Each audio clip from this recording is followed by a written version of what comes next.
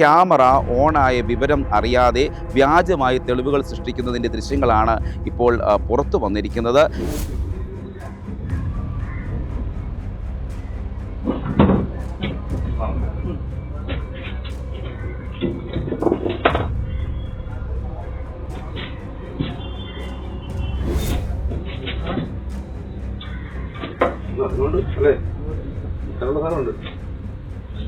Kottayam Pampady Pallikathodu Kooroppada service നടത്തുന്ന Mary മാത ബസിൻ്റെ ഡ്രൈവറായ വിഷ്ണു എന്ന 29 വയസ്സുകാരനാണ് കഴിഞ്ഞ മാസം 27 രാത്രി ഓവർടേക്ക് ചെയ്തതിനെ തുടർന്ന് ബൈക്ക് യാത്രികർ ബസ്സിനുള്ളിൽ കയറി മർദ്ദിച്ച സംഭവം നടന്നിരുന്നു. ആ സംഭവത്തെ തുടർന്ന് ഇരു കൂട്ടർക്കുമെതിരെ പോലീസ് കേസെടുക്കുകയും ചെയ്തു.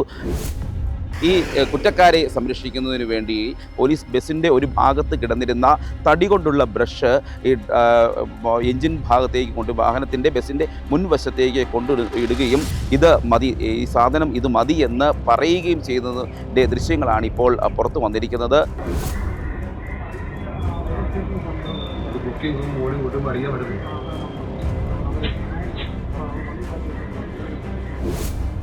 തടി ബ്രഷ് ഇവിടെ കൊണ്ട് ഇടുകയും അതുകൊണ്ട് മർദ്ദിച്ചു എന്ന് വരുത്തി തീർക്കുന്നതിനുള്ളൊരു ശ്രമമാണ് പോലീസിൻ്റെ ഭാഗത്തു നിന്നും ഉണ്ടായിരിക്കുന്നത്.